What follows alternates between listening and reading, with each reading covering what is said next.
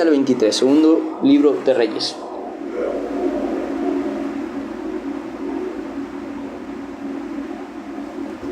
Muy bien, vamos a orar y empezamos.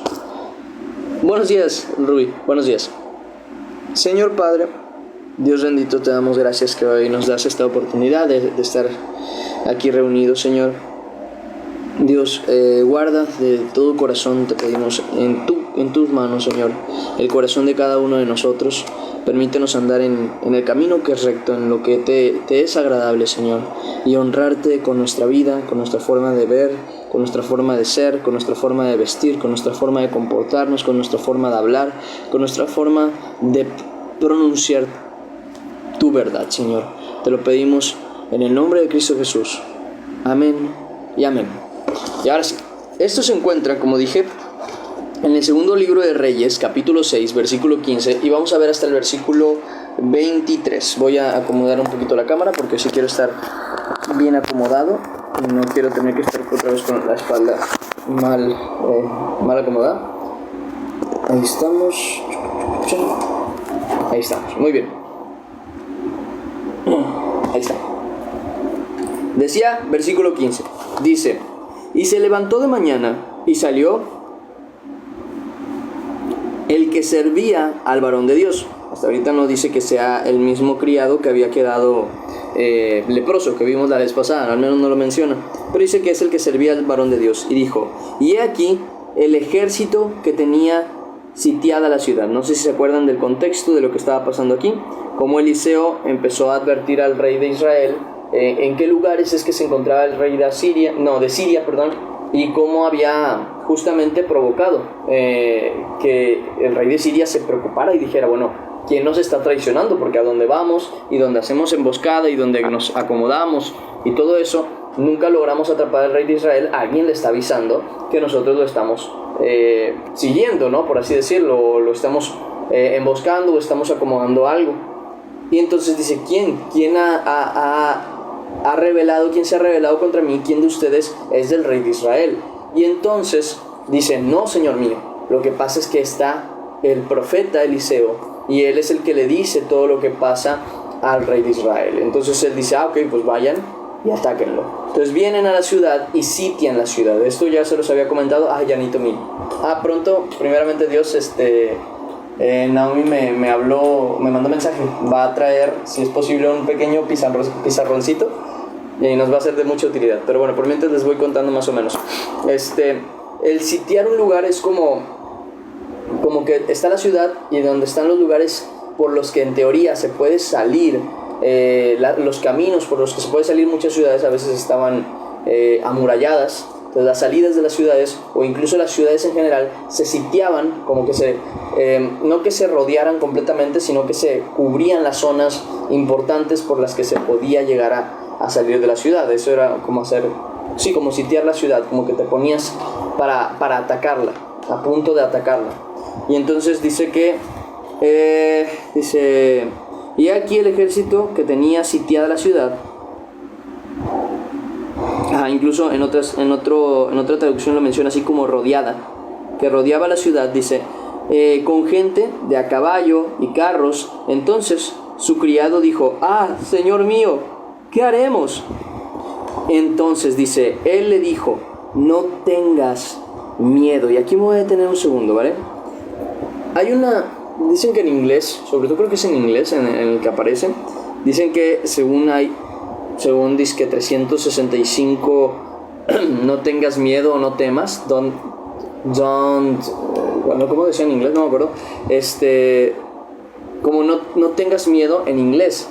Muchos dicen: es que Dios acomodó para que sea un no tengas miedo para cada día. Yo la verdad no estoy seguro. En el español no funciona así, porque la traducción a veces dice: no tengas miedo, no te atemorices, sí, al final de cuentas dicen que hay suficientes o bastantes frases que dicen no tengas miedo. Pero la realidad, al menos lo que sí podemos hablar directamente de la escritura, es el hecho de que Dios siempre enseña sobre que nosotros no tenemos que ser miedosos. Y ahorita voy a explicar por qué. es normal que tú tengas miedo en lo natural, es normal. En algún momento alguna cosa nos puede dar miedo, es normal. Es más, yo creo que lo he hablado aquí, no me acuerdo si lo he dicho aquí, pero yo es algo que no he llegado a ocultar, sino que he dicho muchas veces que en sí yo tengo una fobia, o bueno, entre comillas, digo, nunca la he llegado a desarrollar o vivir físicamente, pero mi fobia en teoría es al mar profundo y a lo que viene siendo, sí, los monstruos marinos, ¿no? Por así decirlo. ¿Por qué? Porque, no sé, el motivo tendría que dar muchos motivos, pero es la talasofobia. Incluso lo pueden llegar a buscar en su momento para que sepan más o menos a qué me refiero.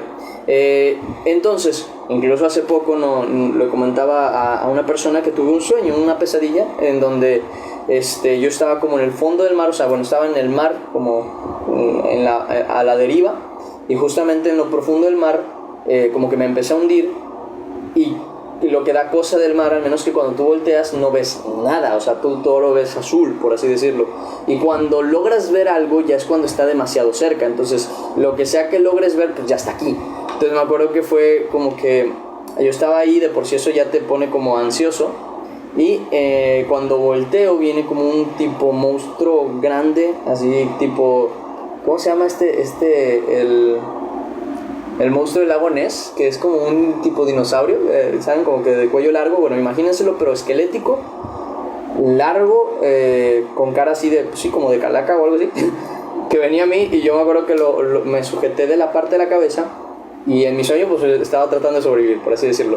El punto está que daba miedo, es normal el miedo en el hombre, en el ser humano. ¿Por qué? Porque este miedo es la alerta del cuerpo, al final de cuentas, ante estímulos peligrosos, ¿no? Es lo que trata de que mantenernos con vida. Ahora bien, hay un detalle en cuanto al miedo y Dios.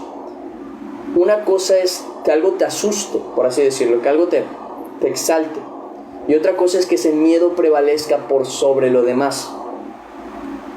Por ejemplo, se supone que tú estás en un carro, ¿no? Tú estás en el carro y estás dentro del carro, y justamente pasa al lado un oso.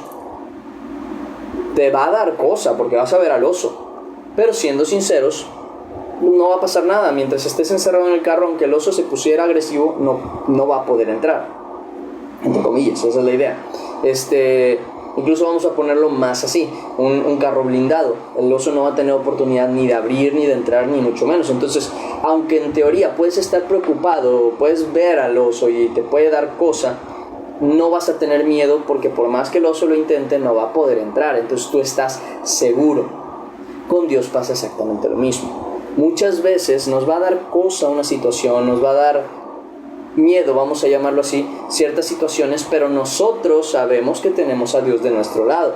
Entonces, en teoría, aunque nos puede dar cosa ver eso, realmente el miedo no tiene que prevalecer por sobre la seguridad que Dios nos da. No por nada la Escritura dice, ¿y qué diremos?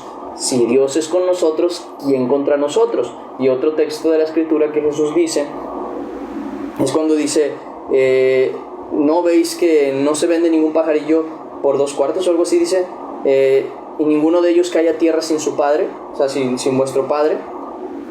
¿Cuánto más valéis vosotros que muchos pajarillos, hombres de poca fe? O sea, es una situación que no debería pasarnos, porque a pesar de que los problemas se vean terroríficos, realmente no hay miedo, porque la seguridad es superior que el problema, y ese es Dios. Entonces, el hecho de que no tengamos miedo a Dios en cuanto a ese tipo de miedo, de terror, más bien que no tengamos miedo delante de Dios, o sea, ante todas las demás cosas, es una cuestión que se tiene que volver algo natural. Porque sí hay personas que, a pesar de estar en un lugar seguro, al ver el problema, al ver, por ejemplo, al ver, vamos a dar ese mismo ejemplo, ¿no? El oso, a pesar de saber que está en un carro blindado, se alteran, se ponen ansiosos y, claro, provocan problemas. Es más, hay gente que incluso podría llegar por su ansiedad a querer abrir la otra puerta y tratar de huir, cuando sabe que dentro de ese carro está seguro. Bueno, eso es exactamente lo que provoca el miedo delante de nuestro entendimiento, de nuestra seguridad y de nuestra fe en algo, o en este caso en Dios. Porque si esa persona tiene más miedo que la confianza que tiene en el auto blindado, pues va a tratar de salirse y huir. Y ahí sí va a quedar desprotegido. Si nosotros, volvemos a lo mismo, vemos los problemas delante de Dios, pero nos olvidamos y dejamos la fe de que estamos resguardados por Dios, vamos a tenerle tanto miedo al problema que vamos a tratar de salir de la presencia de Dios para escapar de ese problema, y allí es donde realmente quedamos desprotegidos. Porque obviamente cuando uno sigue a Dios va a haber muchos problemas. Va a haber, les doy un ejemplo con cosas que a mí me han pasado, o sea, que yo les puedo decir con seguridad que suceden.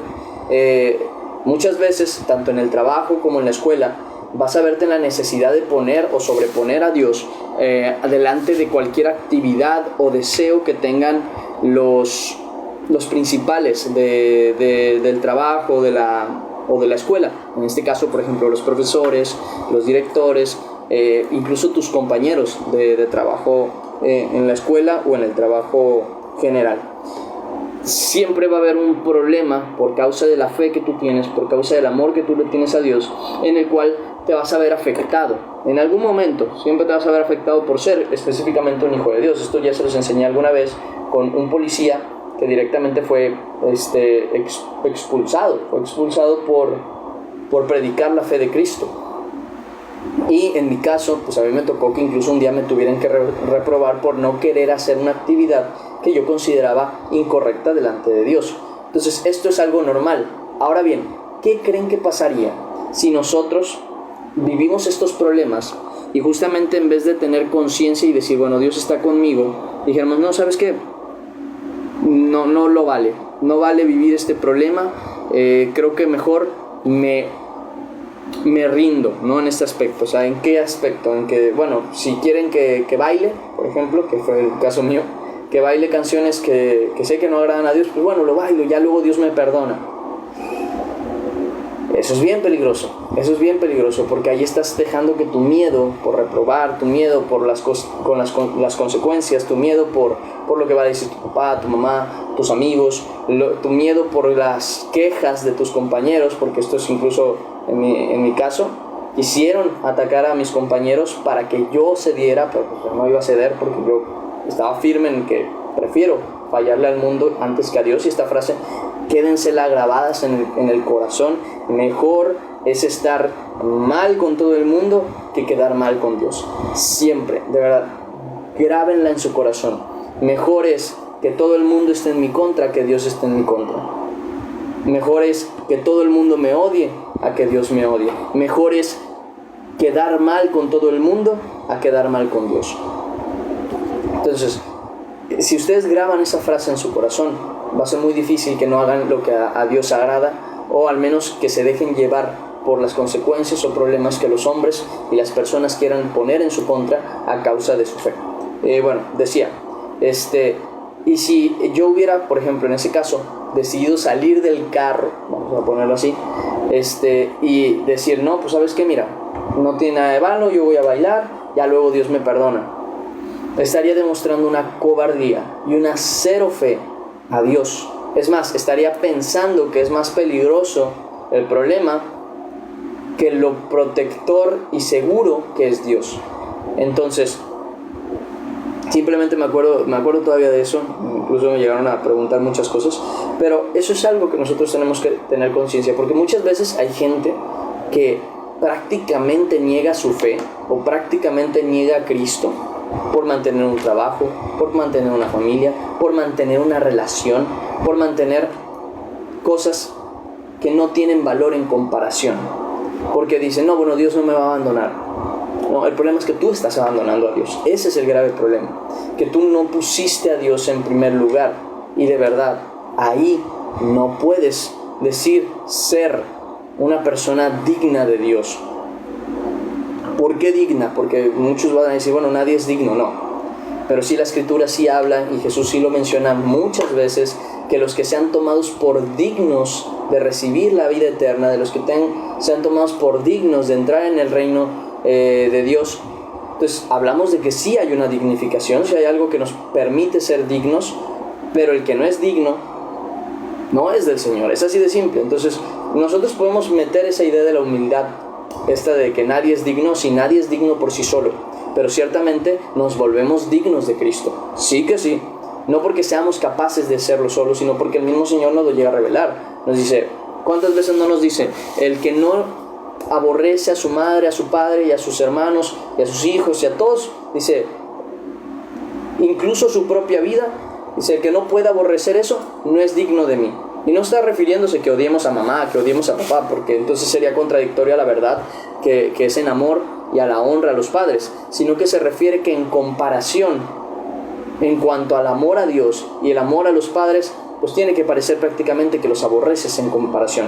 ¿Por qué? Porque si tú tienes que hacer algo por amor a Dios, aunque las consecuencias puedan caer sobre otros, tú te vas a negar al final de cuentas. O sea, no puedo, porque esto se los digo yo como por ejemplo, en ese trabajo que me pedían, casi me obligaban a querer que yo participara, y yo les decía, no puedo participar porque sé que eso no le agrada a Dios. Querían ponerle más trabajo a las personas, a los compañeros, justamente porque yo no quería participar, y que eso es lo que hacía presión social. Entonces, aunque esas consecuencias caían sobre ellos, yo decía, mira, ¿sabes qué? No lo voy a hacer. No lo voy a hacer porque no me parece correcto y lo siento, no es justo lo que están haciendo, pero no lo voy a hacer. Entonces, esa cuestión es la que tenemos que tener nosotros en conciencia, que al final de cuentas vale más la pena estar con el Señor que vivir consecuencias. Y esto nos ayuda ¿a qué? A perderle el temor a las cosas, porque es peor, y tú lo sabes, que te pase una cosa a fallarle a Dios. Jesús es uno de los grandes ejemplos de eso. Él temía, claro que tenía ese, no sabría decir si tenía miedo como esa frase o esa palabra en específico, pero no quería vivir la cruz. No, claro que no. Él decía, Padre, si puede pasar de mí esta copa sin que yo la beba, por favor que pase, pero no se haga mi voluntad sino la tuya. O sea, yo no quiero tener que vivir eso, Señor, me lo quisiera evitar, pero vale más la pena vivir la cruz, vivir esa injusticia, porque al final de cuentas delante de Cristo es una injusticia, porque Él pagó por los pecados que no eran de Él. Valía más la pena vivir ese sufrimiento, esa dificultad, eso que lo tenía tan agobiado, que ir en contra de la voluntad de su Padre. O sea, es tan simple como eso, y nosotros deberíamos tratar de vivir de la misma manera todo el tiempo. Entonces, ¿qué es lo que terminamos consiguiendo con eso? Quitar el temor de delante de nosotros, porque sí podemos estar amedrentados, preocupados, entristecidos incluso en muchas ocasiones, pero si esa tristeza sobrepasa a Dios, si esa tristeza o miedo sobrepasa a Dios, es ahí donde tenemos un verdadero problema. Es ahí donde estamos fallándole a Dios. Es ahí donde nos damos cuenta que o no conocemos a Dios o no estamos entendiendo lo que está pasando. ¿Por qué? Porque estamos sobreponiendo algo delante de Dios. Por ejemplo, nuestra tristeza, ¿no? Que por nuestra tristeza, una dificultad o cualquier problema, decidimos no hacer la voluntad de Dios. Estamos sobreponiendo nuestra tristeza sobre la alegría que Dios nos puede dar y sobre el gozo que Dios nos da por cumplir su voluntad. Se los pongo bien sencillo. Los apóstoles en el capítulo 5 de Hechos, vamos al capítulo 5, cuéntame bien tú. Un minuto, creo que la dejé del otro lado. Según yo ya la tenía acá. ¿Bien? ¿Bien? Ahí está.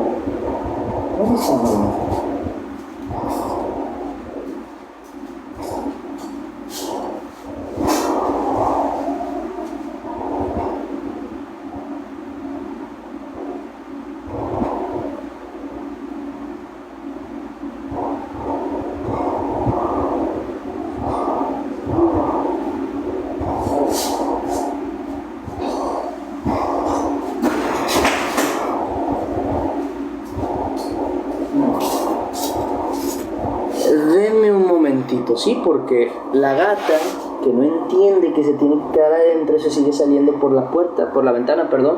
Entonces se ensucia la parte que no se tiene que ensuciar, entonces ahora tengo que limpiar.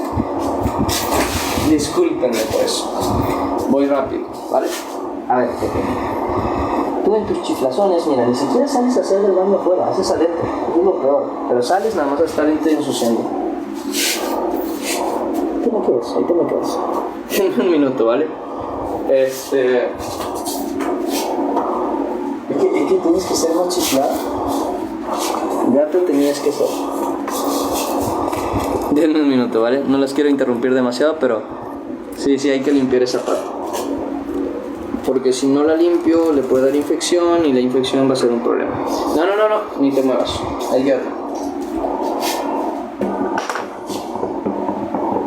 Ahí quédate.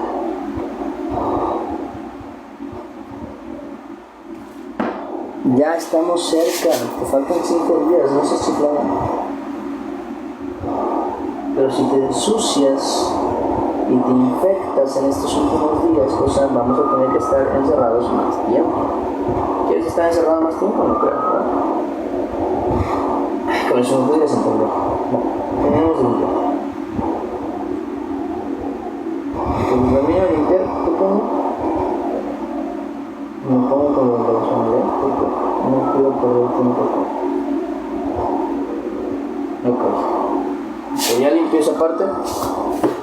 Vuelvo a aparecer porque si no aparezco luego me van a poner que no sé qué cosa, que tengo una imagen quieta y no sé qué tanta cosa más. No sé cómo funciona. Otros lives cuando se dejan la cámara sola cortan sí, por eso mismo aquí ando regresando volando, porque sí me ha pasado. No es que los corten, es que piensan que tienes una imagen estática y lo que pasa es que no te lo permiten. O sea, como que dicen, no puedes hacer lives como sin hacer nada o sin aparecer o sin que algo se mueva mínimamente. Tiene que estar ahí la persona lo más constante posible. O sea, sí puede aparecer una imagen en teoría durante algún tiempo, pero no tanto así. Ahí estás. Miau, que pues ahí andas afuera. Ya. Listo. Esto es Isodine, creo que se llama Isodine, para que no se le infecte. Bueno, ya está. Discúlpenme, es que ahora sí que esto tenía que ser en el momento. ¿Quién te manda a salirte, gorda? Y es que todo está cerrado. Y va y hace del baño aquí adentro, pero tiene una ventana que hace tiempo rompió. No de vidrio, sino no tenía vidrio esa ventana. Ya luego les explicaré ese tema. Pero esa ventana luego la operaron, pues tenía ahí la esterilización. Entonces, no, discúlpenme. Voy a la mitad. Déjenme seguir con lo de nada más que hubo un pequeño inconveniente por el que me tuve que mover. Sí, discúlpeme. Ay, la gatita. Sí, permíteme. A ver, ¿qué pasó, mi niño? ¿Qué pasó, tú? ¿Me traes hambre? Ya te paraste. ¿Traes hambre? ¿Qué tienes? ¿Qué tienes, güey? Bueno, flaco. ¿Qué tienes? ¿Qué es mejor? Una cosa. Para ya seguir con el devocional, que no puedo detener aquí. Ok. No se te ocurra quererte aventar, ¿eh? Pero bueno, perdón, discúlpenme. Empiezo más bien sigo con lo de el devocional, ¿va? Le debe doler, no tanto, ya tiene su rato, nada más que le molesta que esté ahí haciendo en la herida. Me imagino, Luis. Pero bueno, continuemos, que ya puedo seguir. Principalmente es eso, ¿no? A lo que quiero llegar es la importancia de que no temamos por fe en el Señor. Que al final sabemos que Dios tiene siempre mejor conocimiento de las cosas que nosotros. Entonces, y no hay nada que pueda ir contra Dios. Entonces, teniendo esa conciencia, nuestra fe tiene que estar bastante fortalecida, ¿no? Tenemos que estar bastante tranquilos porque sabemos que tenemos a Dios. Ahora bien, ¿en qué cosas encontramos valor? ¿En qué cosas encontramos valor? Y no me refiero a valor económico o cuestiones por el estilo, sino a la valentía. ¿En qué cosas delante de Dios podemos encontrar valentía? Bueno, hay varios textos que nos explican algunas cosas con las que podemos tratar de combatir nuestros miedos y combatir nuestro temor, nuestro miedo. El primero de ellos... ¿Qué pasó, pequeño? Sí. Descansa, ya ahorita te doy de comer. Lo primero es la paz de Dios. Una de las cosas que combaten perfectamente el temor que uno tiene... un segundo. Justo, ya me acordé por qué me había movido. Ay, cosita, no te puedo dejar aquí. Ven conmigo, ahorita regreso. La Biblia. Que salí, vi a la gata y me moví con lo de la gata y se me olvidó. Aquí está. Pásame la Biblia. Sí, ya acuéstate. Ahí está.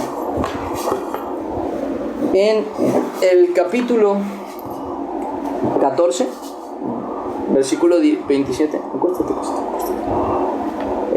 Capítulo 14, versículo 27 de Juan. ¿Te duele algo? ¿Por qué es la chillonería? Mira, bájate tantito a ver si te conoces con alguien. Capítulo 14 de Juan, versículo 27. Creo que le anda chillando a la mamá. Permítanme, déjenme la acomodo ahí con ella. Ven para acá. Pero suéltate. No te esfuerces para nada, pero sí para estar de cerca. Ahí. Acomódate con la mamá. Capítulo 14, versículo 27. Se me acumularon dos cuidados, la de la gata grande y la de la gata chiquita. Versículo 27 dice: la paz os dejo, mi paz, no la nuestra, la de Cristo, mi paz os doy, yo no la doy como el mundo la da. No se turbe vuestro corazón ni tenga miedo. Esto es a lo que quiero llegar. La paz de Dios, la paz que Cristo da, la paz que el Señor da, primero que nada, sí, no es una paz, y lo podemos ver o lo que podemos confirmar por la misma escritura de cómo las cosas van. Perdón que voy a cambiar tanto la cámara, solo quiero revisar una cosa. Ok, y vuelvo. Primero que nada, algo que tenemos que ver muy claro de la paz de Cristo es que la paz de Cristo no se muestra en la tranquilidad, porque allí simplemente hay eso, tranquilidad. Es más, hubo una frase que una vez escuché que creo que es bastante claro. Muchas veces la gente confunde paz con tranquilidad o con quietud. O sea, si no hay guerras, hay paz. Si no hay molestias, hay paz. Si no hay discusiones, hay paz. Si no hay problemas, hay paz. Pero no, eso es quietud. No hay necesariamente paz, simplemente no hay problemas. Pero la paz de Dios, que sobrepasa también todo entendimiento, esta es la que cuando hay un problema, aún con todo y ese problema, no te puede mover, no te puede quitar la paz. Porque tu paz no está puesta en que, dando el ejemplo, el oso ataque el carro en el que estás, sino que tu paz está en que la protección que Dios puso sobre ti no puede ser destruida por aquellos problemas. Nuestra paz no está en que no se levante nadie contra nosotros, sino que tal y como está escrito, se levantarán 1000 y 10,000 a tu diestra, mas a ti no llegarán. En otras palabras, sí los vas a ver levantarse, sí los vas a ver prepararse, sí los vas a ver con la intención de atacarte, pero no llegarán. Esa es la paz que tenemos delante de Dios, que al final de cuentas no es que los problemas no existan, sino que los problemas no son más grandes y fuertes que el que nos protege. Esa es nuestra paz. Es la paz de Cristo, es la paz que Él nos da, es esa tranquilidad por medio de la fe en el amor de Dios, y ahorita vamos a ver esas cuestiones. Entonces, lo primero con lo que combatimos el miedo lo primero con lo que combatimos el temor hacia las cosas es la paz de Dios.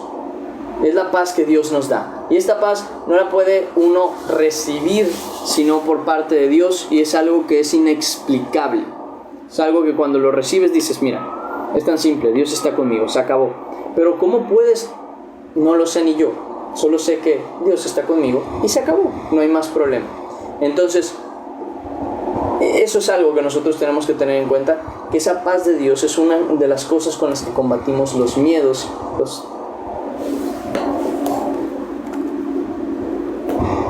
¿Qué haces ahí, pequeña? Tú vete a dormir allá. Es una de las cosas con las que combatimos el miedo y el temor. ¿Y por qué soy tan insistente con combatir el miedo y el temor? Porque simple y sencillamente la Escritura lo dice en Apocalipsis, que los cobardes no van a heredar el reino de los cielos, sino al contrario, habla de los cobardes diciendo que ellos tendrán su lugar juntamente con los demás en el lago de fuego. Entonces, sí es bien importante que nosotros aprendamos a combatir nuestro temor delante de Dios. Y lo primero es eso, con la paz de Cristo. La segunda cosa es con el amor. Es más, Juan capítulo 4, versículo de 18, primera de Juan, para ser más exacto, primera de Juan capítulo 4, versículo 18, menciona sobre esta cuestión, diciendo, en el amor no hay temor. Por eso es tan importante entender el amor de Dios. Por eso es tan importante entender cuánto Dios nos ama.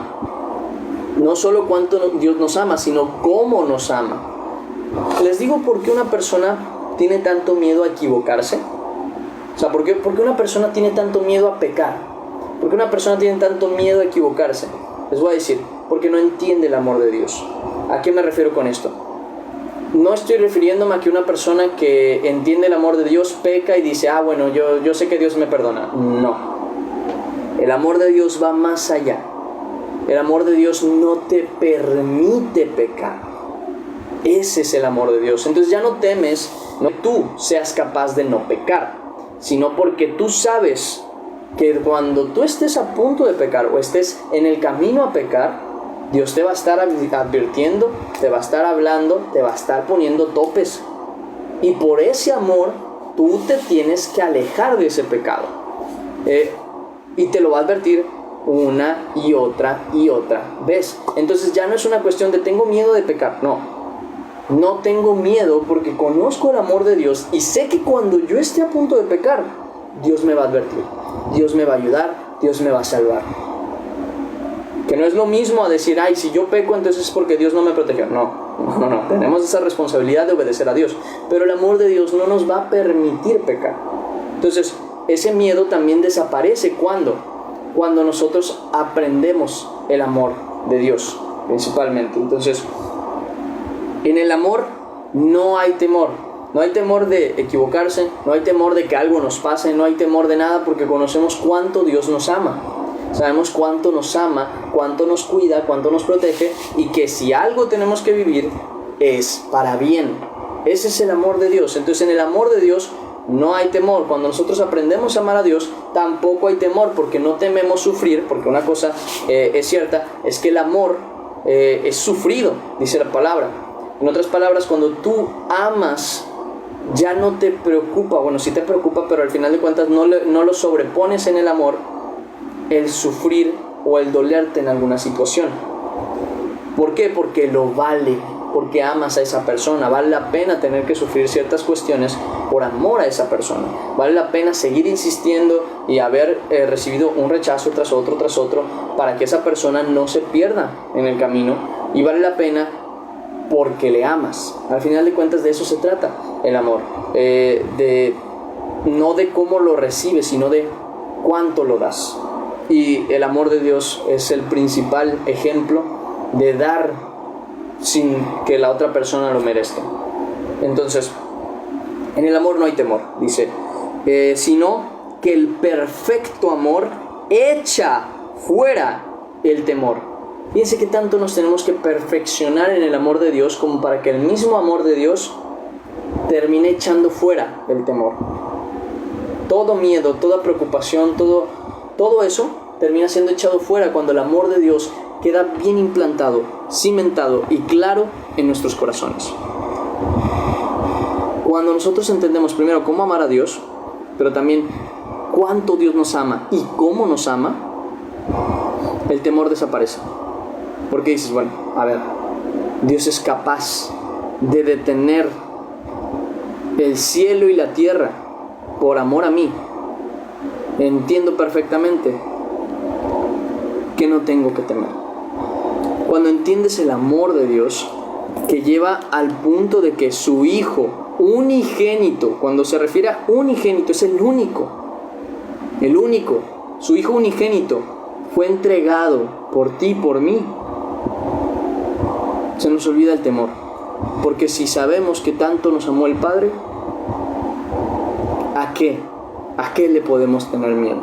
Entonces, el amor perfecto echa fuera el temor, porque el temor, dice, en el amor no hay temor, sino que el perfecto amor echa fuera el temor, porque el temor lleva en sí castigo, de que el que teme no ha sido perfeccionado en el amor. Entonces, otra cosa que combate nuestros miedos, que combate nuestras preocupaciones, que combate nuestro miedo justamente a veces a hablar la verdad, a predicar el evangelio, a defender la verdad, es el amor a Dios. Si yo amo a Dios, yo no temo de que me vayan a juzgar, criticar, señalar o atacar por defender a quien amo, mi Dios. Es más, el amor, y esto se los quiero decir como un consejo a las parejas sobre todo, si la parejita, la novia o el novio, da igual, te recibe un regalo, es bonito, ¿no? Hay gente que lo publica, ¿no? De que, miren lo que me trajo mi pareja. Ya, pero presuma a la persona. Porque es como ¿a qué quiero llegar? El temor también es vergüenza, ¿okay? Podemos movernos a ciertos textos y vamos a descubrir que al final de cuentas la vergüenza es un temor, pero matizado a lo que sería el pudor o lo correcto, vamos a llamarlo así. La vergüenza es como ese, yo no quería vivir esto, es algo muy similar al temor. Y la vergüenza llega justamente cuando alguien teme vivir una situación. Cuando te avergüenza, vamos a decirlo así, te enorgullece que tu pareja tenga esos detalles contigo, que sea la pareja a la que muestres, no el regalo, a la pareja. ¿Por qué?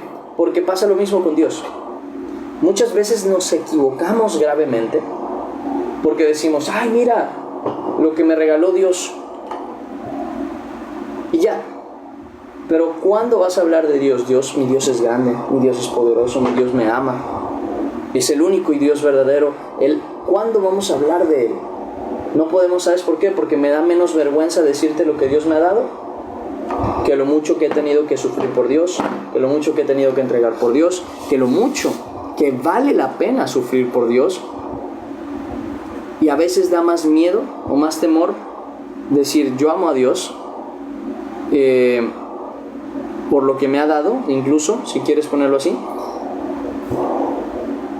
que decir mira cuánto Dios me ama. Y es triste. ¿A qué quiero llegar con esto? Tenemos que echar fuera todo temor y vergüenza de hacer la voluntad de Dios, de defender la verdad de Dios, de hablar de Dios.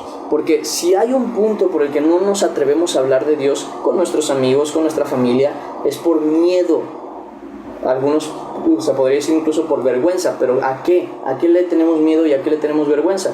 A que nos rechacen, a que se quejen, a que nos digan, otra vez vas a empezar, esto y aquello, y eso que tiene que ver, o cosas por el estilo. Vivir un momento vergonzoso, tememos a eso, y no debería ser así.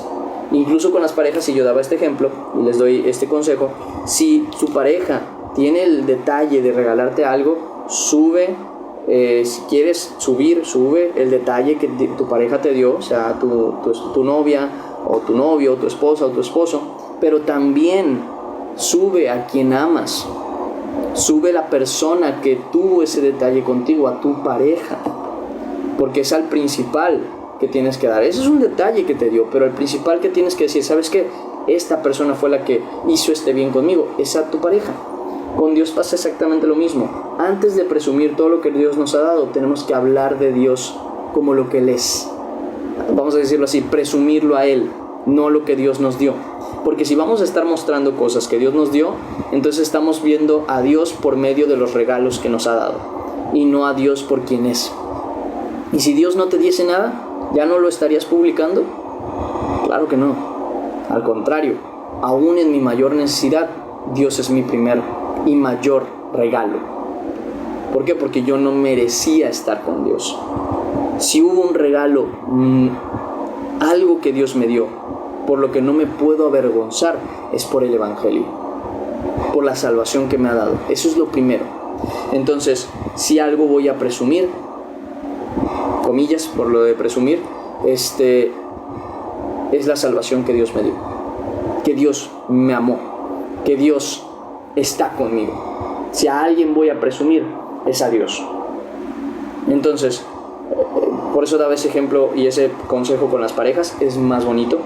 Y evítense mucho, por favor, estar subiendo las parejitas, sea varón o sea mujer, aunque pasemos con las mujeres, como que les da menos vergüenza eso. No suban otros varones. Si tienen pareja, no suban otro varón. Da igual si es cantante, si es esto, si es aquello. Cuando ustedes suben otro varón, hablando de la admiración que le tienen a ese, o de lo guapo que es, no es muy diferente de la infidelidad.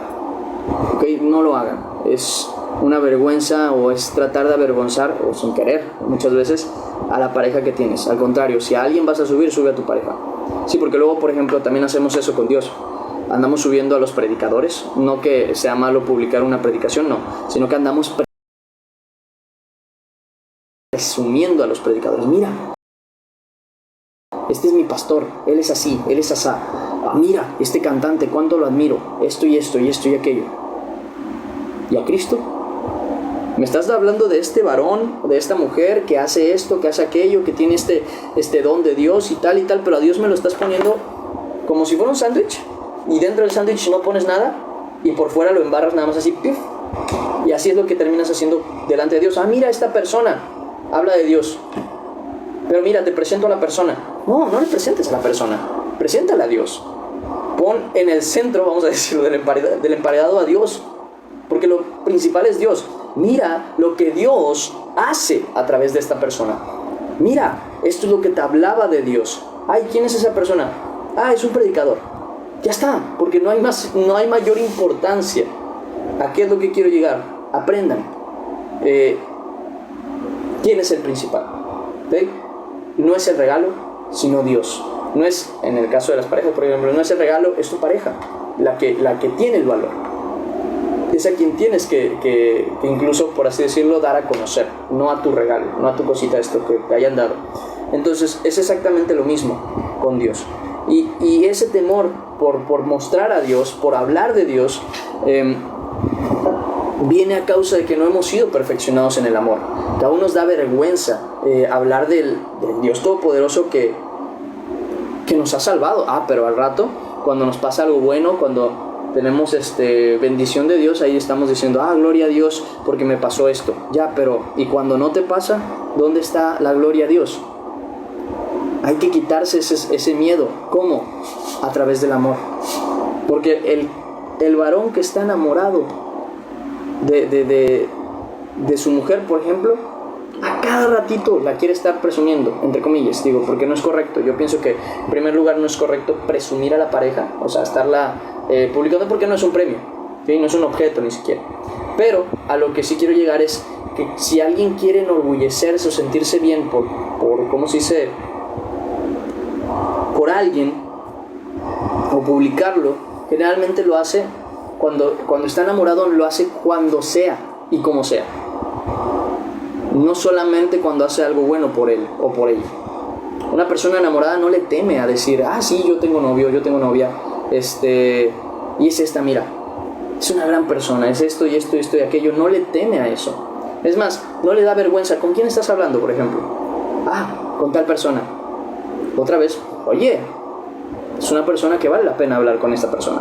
Entonces, al final de cuentas quiero llegar a ese punto en el que entendemos que el amor a Dios hace que no nos dé vergüenza, porque se nos quita el miedo al qué dirán. Se nos quita el miedo por el amor que le tenemos a Dios. Y eso es algo que tenemos que tener bien en cuenta, porque es una de las cosas y la principal con la que combatimos el miedo, con el amor a Dios.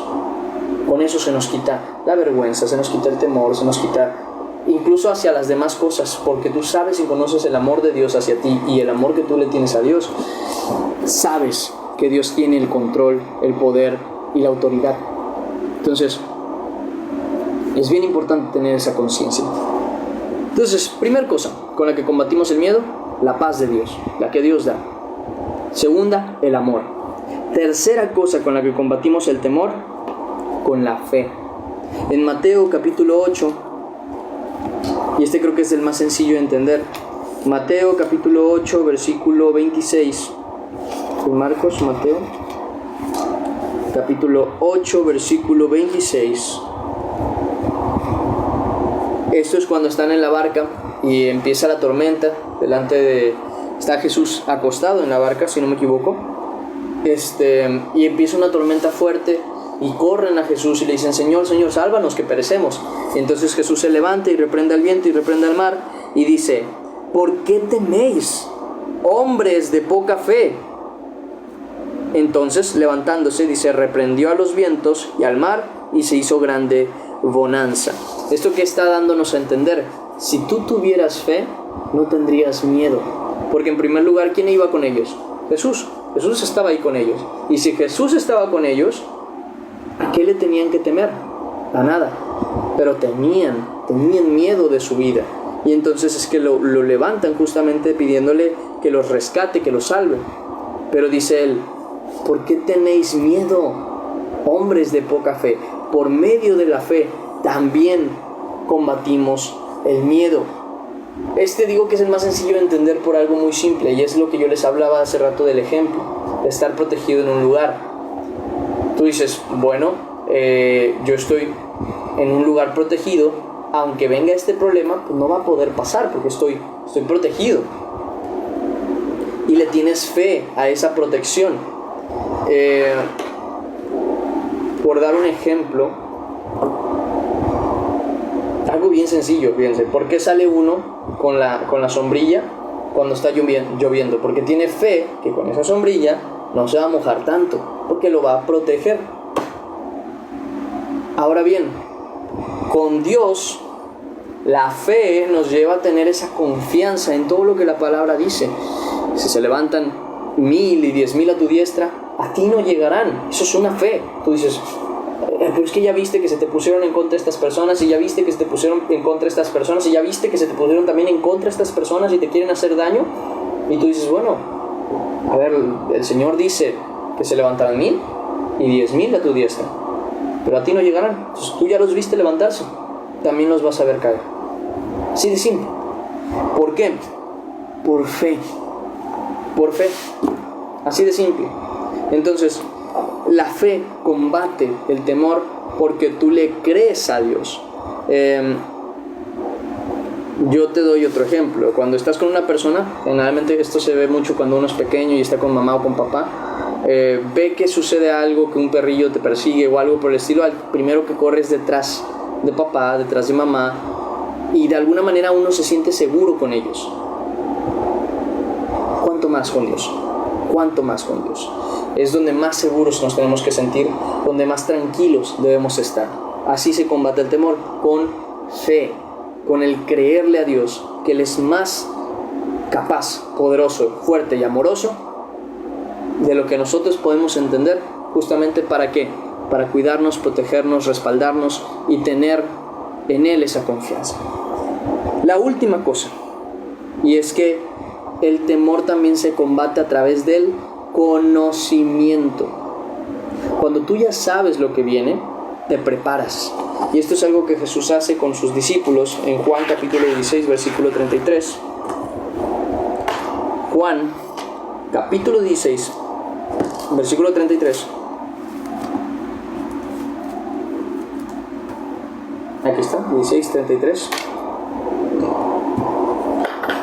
Jesús les empieza a decir desde el 32: He aquí la hora viene, y ha venido ya, y seréis esparcidos cada uno por su lado, y me dejaréis solo, mas no estoy solo, porque el Padre está conmigo. Y anteriormente les venía diciendo él, un segundo, que uno que alcanza a voltear, porque no luego desaparece. Anteriormente ya les venía diciendo él que los iban a perseguir, que los iban a tratar de meter en la cárcel, que los iban a azotar, que iban a atacarlos pensando que incluso servían a Dios erróneamente, que muchas cosas que les empezó a decir, y les dice en el versículo 33: estas cosas os he hablado para que en mí tengáis paz. En el mundo tendréis aflicción, pero confiad, yo he vencido al mundo. ¿A través de qué? Del conocimiento. Ya sabían de antemano las cosas que iban a suceder, por tanto ya no estaban atemorizados, o al menos eso es lo que les dice el Señor. Y dice, ¿para que tengáis paz en general? No, para que en mí tengáis paz. Algo que yo quiero decirles, voy a hacer un pequeño paréntesis en cuanto a la paz de Dios, es que no todo lo que Dios nos pide que hagamos nos va a traer paz. Yo quiero que nunca se hagan con esa idea de que yo lo que yo haga y me dé paz, eso viene del Señor. Error. Muchas veces vamos a querer no hacer cosas que delante de Dios son correctas, porque nos va a traer problemas, nos va a traer complicaciones, nos va a traer dificultades, nos van a traer ataques. No podemos definir lo que es correcto o incorrecto con lo que nos trae paz, sino más bien que nosotros tenemos que arraigarnos a la paz de Cristo para que en Él tengamos paz. ¿Esto qué quiere decir? Si yo tengo que hablar la verdad y por esa verdad tengo que ser atacado, por esa verdad tengo que ser odiado, por esa verdad tengo que ser,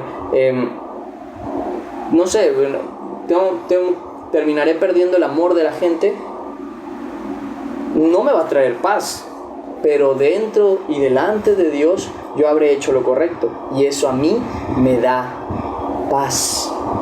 Ese es el punto, que en Él, que en su verdad, que Él haciendo lo que es correcto delante de Él, nosotros tengamos paz. Nuestra paz es Dios, nuestra paz no es lo que sucede alrededor nuestro, no es lo que no o sí sucede, no es lo que me preocupa, no me preocupa, lo que me trae problemas o no me trae problemas, no. Mi paz está en hacer lo que es correcto delante de Dios. Si esto me trae consecuencias, no pierdo la paz, porque mi paz está en que delante de Dios yo hice lo que debía hacer.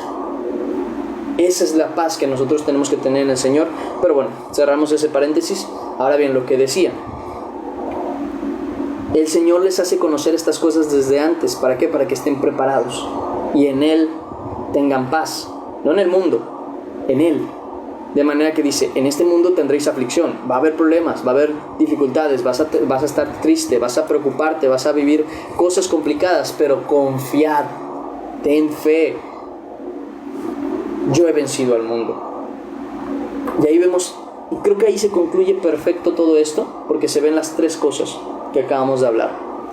Conocimiento, porque es un conocimiento previo, por eso es importante leer lo que la Escritura habla sobre los profetas, los apóstoles y lo que Jesús decía. El conocimiento combate el temor. Al tener conocimiento de lo que Él nos dice, también tenemos esa paz en Él a través de la fe, porque le creemos. Por eso dice, confiad, yo he vencido al mundo. Por esa fe que tenemos, que Él dice, yo estaré con ustedes, yo les voy a proteger, no va a pasar nada, y si pasa, todo es para bien, y si pasa, es para gloria de Dios, etcétera, etcétera. Todo eso nos concluye en lo que el Señor mismo dice, que es a través del amor. Y en ese versículo notamos estas tres cosas: el amor de Cristo, para prepararnos desde antes, para decirnos que Él va a estar con nosotros, para decirnos que tengamos confianza que Él ya venció al mundo; la fe, por las palabras del Señor, que le tenemos que creer al final y confiar en Él; y por último, el amor. El amor que, bueno, el amor ya lo había mencionado. Y por último, la paz, que nos trae justamente todo esto. Es un conjunto de todo, por lo que podemos vencer el temor.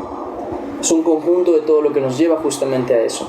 Porque al conocer el amor de Dios, eso nos trae paz, y al tener paz, confiamos en el Señor, y todo nos lleva justamente a eso, a vencer el temor. Y eso es sumamente importante, porque nosotros no deberíamos estar atemorizados por el mundo, por lo que pueden hacer, por lo que no pueden hacer, por lo que está sucediendo o no está sucediendo. Y terminando este tema, pues les doy el ejemplo más sencillo. Vienen tormentas, se supone, creo que ahorita están marcando que viene un huracán, y hay gente que está preocupada, pero los hijos de Dios no, porque los hijos de Dios tienen que estar confiados en que pase lo que pase, Dios estará con ellos, pase lo que pase, porque conocen el amor que Dios les tiene, porque conocen lo que ya Dios había advertido, y porque saben en qué Señor están confiando. Y bueno, Eliseo, justamente aquí está, Eliseo dice: no tengas miedo, dice, porque más son los que están con nosotros que los que están con ellos. Y oró Eliseo y dijo: te ruego, oh Jehová, que abras sus ojos para que vea. Entonces Jehová abrió los ojos del criado y miró, y he aquí que el monte estaba lleno de gente de a caballo y de carros de fuego alrededor de Eliseo. Y ahí vemos otra cosa: la mirada. ¿Qué clase de mirada tenemos? Nosotros estamos viendo el problema, las dificultades, como este criado veía el ejército que sitiaba la ciudad, o vemos como Elías, el que está con nosotros, al que está con nosotros, que es más fuerte, que es más grande, que tiene más poder. Esa es la pregunta. ¿Qué estamos viendo? ¿Estamos viendo al mundo? ¿Estamos viendo sus dificultades? ¿O estamos viendo a Dios y su poder? Porque esto es algo que desde Hebreos capítulo 12, versículo 2, el Señor nos dice: puestos los ojos en Jesús, el autor y consumador de la fe, del creer, del confiar. Y aparte, dice que si nosotros hemos resucitado con Cristo, entonces tenemos que tener puestas las miras en las cosas de arriba, en donde está Cristo a la diestra del Padre. Esto está en Colosenses 3, 1 al 2. No en las de la tierra, no en lo terrenal. Entonces, tanto los problemas, por ejemplo, que decimos, bueno, no, sí se viene un problemón, sí se viene un gasto grande, sí se viene un problema tal. En vez de decir eso, fíjense, me acordé de una ocasión. Hubo una ocasión en la que tocó que no me acuerdo si era un recibo de luz iba a estar llegando más caro, algo así, creo que era el de luz, no me acuerdo ni cuál era, iba a llegar más caro, y mi mamá estaba preocupada, me acuerdo, y me dice: bueno, es que nos van a querer cobrar más. Y yo le dije: gloria a Dios. Digo, qué bueno, o sea, y dice: ¿por qué? Y ya es que yo le explico: mira, si se ve un problema grande, qué bueno, porque quiere decir que la bendición y la salvación de Dios va a ser incluso mayor. Le digo: tú no tienes que estar viendo, bueno, esto ya lo digo con ustedes, tú no tienes que estar viendo cuál es el problema, sino cuál es el poder de Dios para que ese problema suceda, y aún así Él te pueda librar. El que cree en el Señor, el que tiene fe en Dios, ya no mira las cosas terrenales, ya no ve los problemas terrenales, ve lo celestial, las soluciones y bendiciones celestiales que combaten estos problemas, que combaten estas situaciones. Incluso llegamos a la ocasión en la que decimos: ay, ¿cómo le voy a hacer yo? No, ¿cómo le va a hacer Dios conmigo? Porque Dios es el que obra a través de mí, no yo a través de Dios. Es Él el que obra a través de mí. Entonces ya no es mi capacidad, ya no me preocupo yo qué es lo que voy a predicar, qué es lo que voy a decir, qué es lo que no voy a decir, porque Dios va a hablar a través de mí. Esa es la fe, el que mira a lo espiritual y no mira a lo terrenal. El que, por ejemplo, no ve una persona, sino que ve un alma a salvar. De manera que si tú no ves las cosas a la manera que las ve Cristo, que es en lo espiritual, nunca vas a tener la perspectiva correcta para hacer las cosas. Fíjense, no me acordaba de este tema, pero les voy a explicar. Para la gente que está aquí generalmente, les voy a pedir un favor. Más que un favor, les voy a dar un consejo. Si viene una persona que es grosera, que es altiva, que nos llama de mil y un formas, normal que lo quieran sacar de aquí, lo sacamos. ¿Por qué? Porque esa persona no viene con ninguna intención de entender, de aprender ni nada. Pero si viene una persona con todo el respeto del mundo a hacer cuestionamientos, a hacer preguntas, a hacer incluso aunque no tenga la intención de aprender, pero tenga el respeto para, dice la Escritura, que nosotros enseñemos con toda paciencia y doctrina. Con toda paciencia y doctrina. Entonces no tienen que ver a una persona rencillosa que viene a preguntar, y a preguntar es bueno que pregunten, es necesario que pregunten, incluso que tengan esas dudas, porque entonces Dios se las va a ir respondiendo y va a ir fortaleciendo su fe. El problema es cuando nosotros lo que vemos es una persona, no un alma. Cuando nosotros al que vemos es una persona que viene a dar problemas, como si nosotros no le hubiéramos dado problemas a Dios. Cuando nosotros vemos a una persona pecadora que no se quiere arrepentir, como si nosotros en algún momento no hubiésemos rechazado el arrepentimiento delante de Dios. Cuando nosotros empezamos a ver las cosas de manera terrenal, nos volvemos hasta juiciosos de muchas cosas. Entonces yo les pido que si en algún momento viene una persona, sea creyente de alguna religión, o sea ateo, o sea lo que sea, y viene aquí con la intención de preguntar, de escuchar, si es respetuoso, déjenlo. Es bueno que tenga esas preguntas, porque si nadie le quiere escuchar y nadie le quiere responder las preguntas, entonces ¿quién le convencerá por medio de la palabra de Dios de que tiene que alcanzar la salvación en Cristo? Pero si nosotros en amor, en verdad, en conciencia y en sabiduría de Dios le contestamos tal y como dice la palabra, estar preparados para responder con mansedumbre a todo aquel que os demande razón, o sea, entendimiento, razonamiento.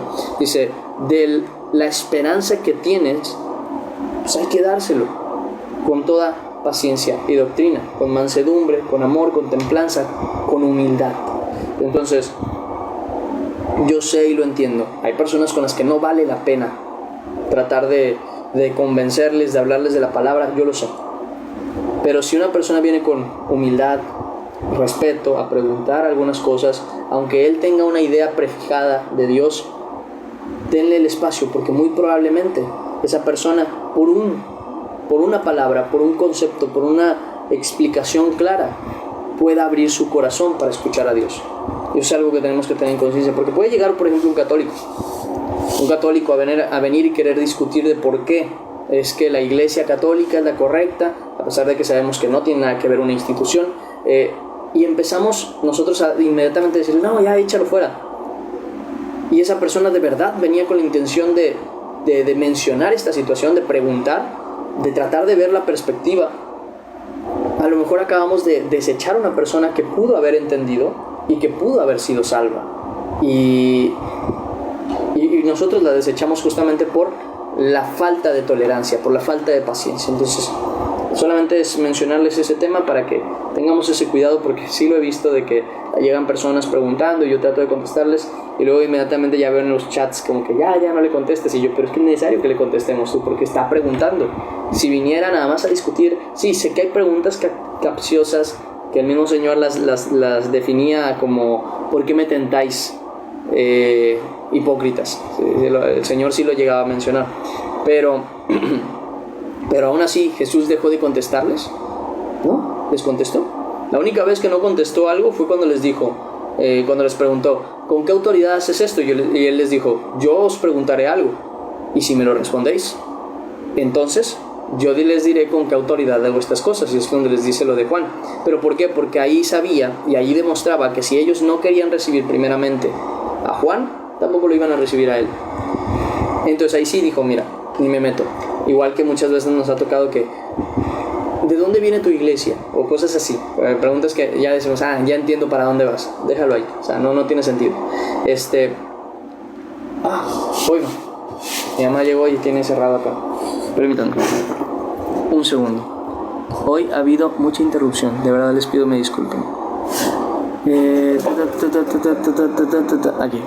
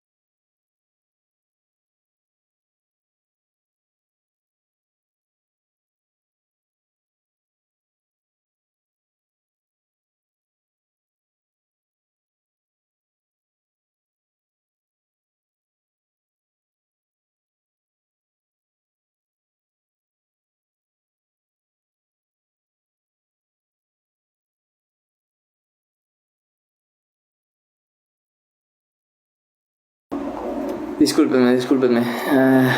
Dice musiquita de elevador. ¿Qué más? Dice, es verdad, te agradezco aclarar las dudas. Yo tenía, me alegra. Va, sigamos, para ya terminar. Entonces, decía,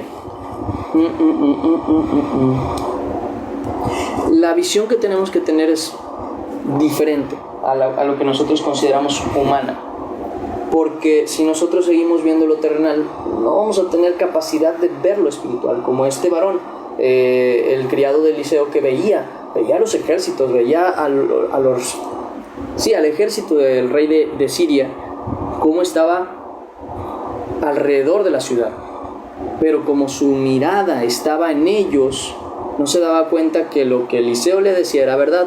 ¿Qué aspecto? Que más eran los que estaban con ellos que lo que estaban contra ellos.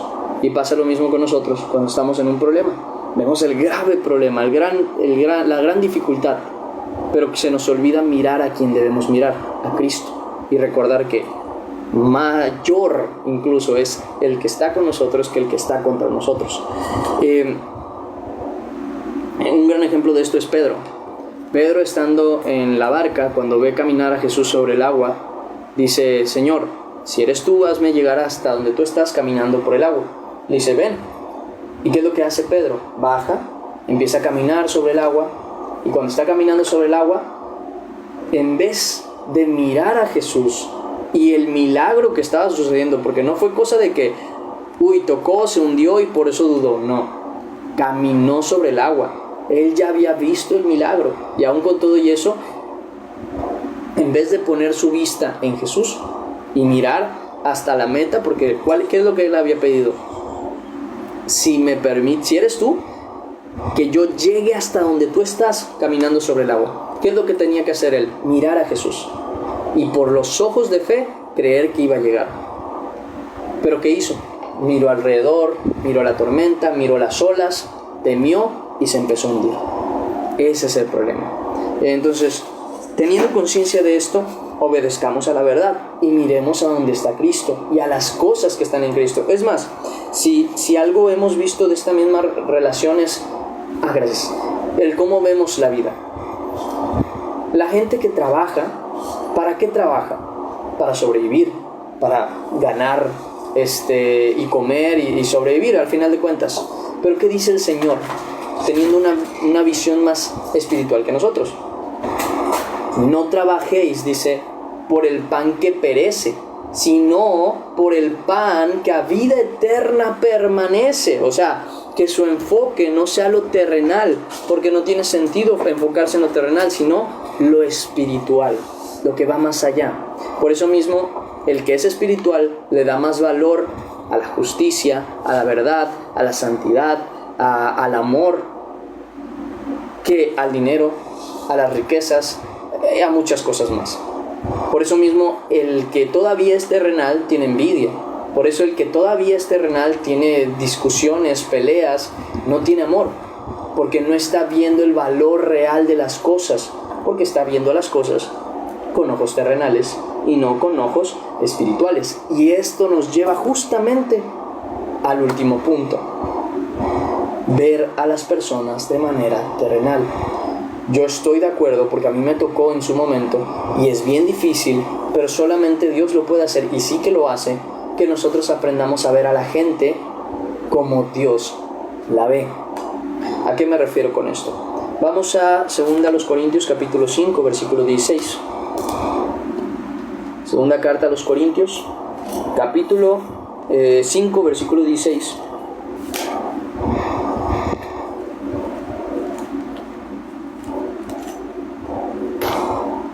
Y dice, ¿sí es 2 Corintios? 5:16. Aquí estoy en el 6, vamos.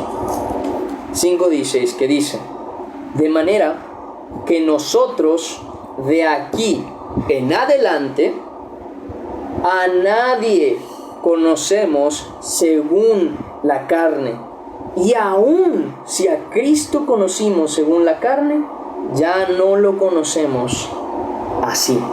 ¿A qué se refiere con esto? Porque justamente dice un poquito más adelante, de modo que si alguno está en Cristo, nueva criatura es, las cosas viejas pasaron, todo, dice, he aquí, todas son hechas nuevas.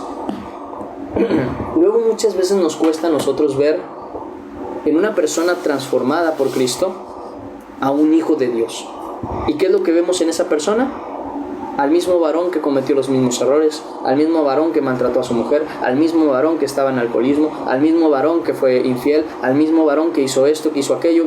Y ese es al que vemos, en vez de poner nuestra mira tal como la mira Cristo y decir, ese hombre del que tú me defines que hizo todo eso malo, ese es el que murió hace mucho, yo al que estoy viendo es un hijo de Dios. Y claramente, se tiene que ver el cambio, no tampoco voy a decirles que se engañen a ustedes mismos, pero si la persona dejó el alcoholismo, dejó el pecado, dejó la avaricia, dejó el enojo, dejó la gritería y se enfocó en la justicia, en la verdad, en el amor, en la misericordia, en lo que a Dios agrada y en servir a Cristo, tú ya no puedes seguir teniendo esa mirada terrenal y decir, ese es el mismo hombre de antes. Tú ya no puedes tener esa idea tan alejada de Dios de decir, es que Él hizo porque no fue Él, porque Él está haciendo justamente lo que a Dios le agrada. Ese es el hombre que hoy es en Cristo. El hombre que fue, ese murió hace mucho y fue crucificado juntamente con Cristo en la cruz. Ese hombre también murió hace tiempo para que naciese este hombre que ves, que vive en Cristo. Y nosotros tenemos que aprender a tener esa visión, esa mirada, que a veces nos cuesta bastante, y eso yo lo entiendo perfectamente. A veces cuesta bastante el hecho de decir, no, mira, es que esta muchacha, por ejemplo, esta muchacha ya no es esa muchacha que era. ¿Por qué creen que les cuesta tanto, por ejemplo, a las mujeres? A mí me ha tocado ver, y me entristece mucho, mujeres que fueron famosas, que en su fama hicieron cosas desagradables, incluso en muchas ocasiones son famosas, que son reconocidas generalmente por su belleza, y ya saben, son personas que al final de cuentas hacen cosas que son, o que se quedan incluso en internet y cuestiones por el estilo, y cuando llegan a Cristo, les es bien difícil, y a mí me duele mucho cuando veo eso. Lo entiendo, porque sé que es complicado nosotros dejar nuestra mirada terrenal y ver lo que es espiritual, pero no es correcto que nosotros sigamos viendo a esa muchacha, a esa mujer, a ese varón como lo que era. Porque si a él o a ella los conocimos incluso antes de Cristo, a partir de ahora en adelante, ya no los vemos como lo que los conocimos según la carne, sino según el Espíritu. Y según el Espíritu, ¿quiénes son? Hijos de Dios, santos.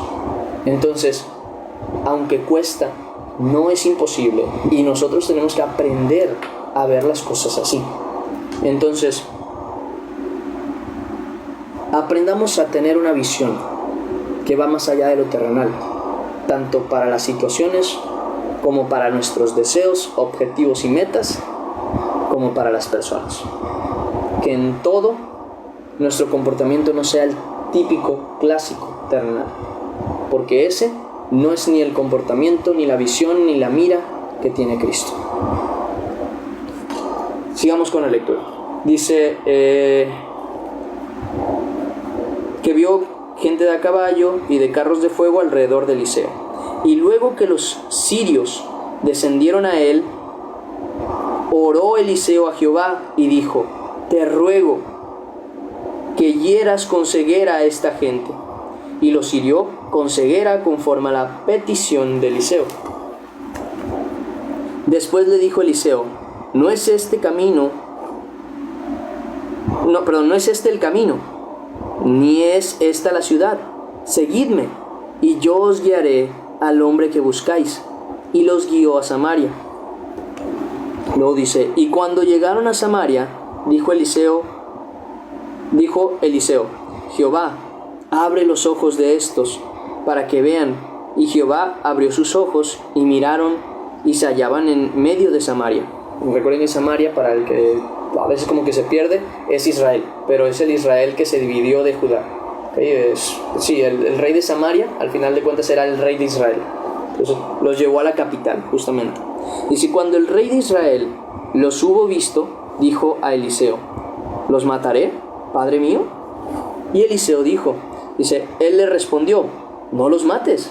¿Matarías tú a los que tomaste cautivos con tu espada y con tu arco? Pon delante de ellos pan y agua, para que coman y beban y vuelvan a sus señores. Entonces se les preparó una gran comida, y cuando habían comido y bebido, los envió, y ellos se volvieron a su señor, y nunca más, fíjense qué bonito es esto, nunca más vinieron bandas armadas de Siria a la tierra de Israel. Acuérdense que tenía guerra con Israel y que estaba ahí persiguiendo a Israel, y que Eliseo le decía, no, pues no vayas por aquí, no vayas por acá, porque el rey de Siria justamente planea atacarte allí. ¿Cómo fue que solucionó este problema?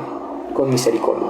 A mí me gusta mucho esta parte, específicamente cuando la leía, me parecía muy interesante porque nos recuerda lo que la Escritura dice. Romanos capítulo 12, versículo 17. Romanos 12, versículo 17. Ahí está. Romanos 12, 17 dice, no paguéis a nadie mal por mal. Estos hombres venían a atacar justamente a Eliseo. Eliseo perfectamente pudo haber dicho, a ver, buscaban mi vida, mátalos. Dios los ha entregado en mi mano, mátalos. Pero ¿qué dice? No los mates. O sea, ¿tú acaso matarías a los que ya tienes cautivos, a los que ya no tienen cómo defenderse contra ti incluso? Dice, no paguéis a nadie mal por mal, procurad lo bueno delante de todos los hombres. Después dice, si es posible, en este caso fue posible, en cuanto dependa de vosotros, estad en paz con todos los hombres. No os venguéis vosotros mismos, amados míos, sino dejad lugar a la ira de Dios, porque escrito está, mía es la venganza, yo pagaré, dice el Señor. Así que si tu enemigo tuviere hambre, dale de comer, si tuviere sed, dale de beber, pues haciendo esto, ascuas de fuego amontonará sobre su cabeza. No seas vencido de lo malo, sino vence con el bien el mal. Es así como uno tiene que actuar. ¿Por qué? Porque lo que a Dios agrada es la misericordia. En Santiago, capítulo 2, versículo 13, vamos a ver una afirmación muy interesante. Santiago, capítulo 2, versículo 13, dice, porque juicio sin misericordia se hará con aquel que no hiciere misericordia. Y luego dice, la misericordia triunfa sobre el juicio. No es que no fuera justo que estos hombres pagaran al querer atacar a la ciudad y al querer atacar a Eliseo, un profeta, un varón de Dios, sino que el corazón que Dios puso en Eliseo fue de misericordia. La justicia es correcta, porque incluso dice, juicio sin misericordia se hará. O sea, el juicio tiene que estar, sí o sí. Pero es importante, sumamente importante, que tengamos conciencia que la misericordia en muchas ocasiones es mejor, sobre todo cuando se trata de cosas contra ti. Por ejemplo, alguien una vez me llegó a, no sé, a hablar mal de mí a mis espaldas, llegó a acusarme de cosas que no debía, cosas que no he hecho, tal y tal. Y cuando sucede algo malo y yo lo puedo, no sé, exponer, dejar mal, acusarlo juntamente con todas las personas que lo están acusando o algo por el estilo, incluso lo ponen en mis manos, ¿no? De que él es el que estaba hablando mal de ti, ¿no? A ver, humíllalo, es lo justo. Yo decir, no, ¿para qué? Déjalo. El mal que me hizo, si Dios lo quiere pagar, lo hará pagar. ¿Yo quién soy para eso?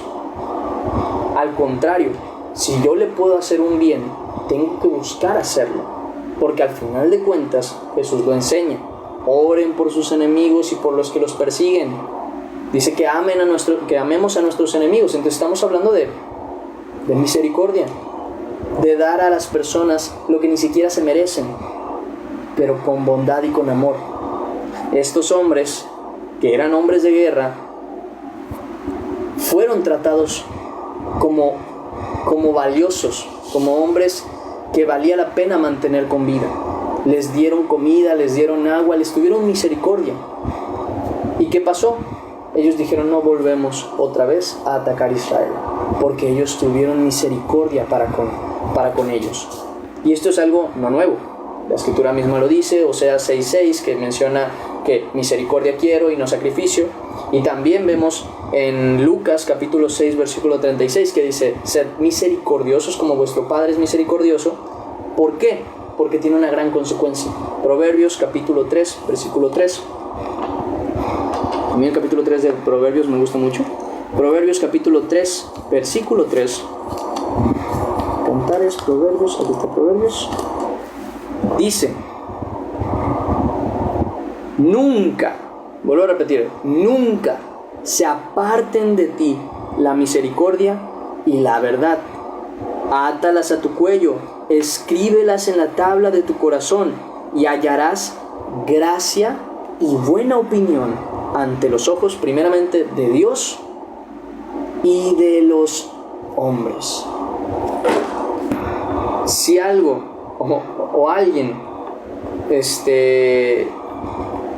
puede llegar a apreciar algo más que nada, es cuando una persona tiene misericordia por otras, cuando una persona es empática para con otras, cuando una persona aprende a perdonar sin que la otra persona incluso lo merezca. Es muy normal que una persona guarde rencor ante otras por cosas que muchas veces no tiene sentido guardar rencor. De manera que cuando tiene la consecuencia hasta se burlan. Y eso no agrada a Dios, advierto. Porque hay veces en las que hubo una persona que te hizo mal, normal, hay gente que no tiene ese corazón para actuar correctamente. Y cuando algo malo les pasa, o les pasa exactamente lo mismo que te pasó a ti, hasta dicen, ah, mira, justicia divina, qué bueno. No hagan eso. Ustedes no. Que los del mundo lo hagan, tanto como quieran, porque no conocen la verdad. Ustedes y yo sí. Sabemos que la Escritura dice que no te debes alegrar cuando a tu enemigo, no estamos hablando de otra persona, cuando a tu enemigo le va mal. Entonces, que en su corazón entre la misericordia, más que nada, porque eso no solamente agrada a Dios, que ya es el principal al que tendríamos que preocuparnos por agradar, sino que también agrada a los hombres. Entienden el que de verdad eso no puede ser simplemente una actitud humana, sino que con eso reflejas a Dios. Y simple y sencillamente la misericordia de Dios, vamos a decirlo así, es perfecta. Es por lo que nosotros estamos hoy aquí, por lo que tenemos salvación, por lo que yo puedo predicar, por lo que ustedes pueden escuchar de la predicación, por lo que ustedes se pueden arrepentir, por lo que ustedes pueden llegar a recibir el amor de Dios. Todo es a causa de la misericordia de Dios. Todo eso es gracias a la misericordia de Dios. El motivo por el que ustedes han pecado y siguen pidiendo perdón y siguen siendo perdonados es específicamente por la misericordia de Dios. Entonces, de la misma manera, aprendamos a amar la misericordia, tal y como lo dice la Escritura.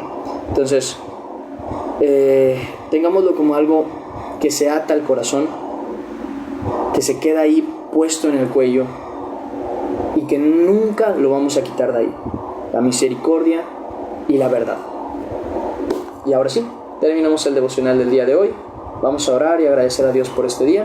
Y después de eso les irán pasando los versículos y ya me iré a despedir. No me digan eso. Sí, no, sí. Oh, qué susto. Pensé que estaba silenciado el micrófono, pero no, me espanté. Vamos terminando, vamos a orar y a agradecer a Dios por eso. Señor Padre, Dios bendito, te damos gracias que nos permitiste estar aquí hoy reunidos, Señor. Te damos gracias por la palabra que nos has permitido recibir. Te pedimos que nos permita siempre hacer tu voluntad, hacer lo que es correcto, lo que te agrada, ser como tú. Creo que esa es la parte más esencial de ser creyentes, de ser cristianos, ser cada día más como Cristo, aprender de la misericordia, de la humildad, del amor y dejar fuera todo ese miedo y temor que a veces nos da el hecho de hablar tu verdad, de defender lo que es correcto. Padre, guárdanos de equivocarnos, guarda nuestro corazón y permítenos ser agradables delante de ti. Te lo pedimos y rogamos en el nombre de Cristo Jesús. Amén y amén. Y ahora sí, terminamos el devocional de hoy. Disculpen que me dio ahí con un patatús. Dije, ¿desde qué horas está silenciado tu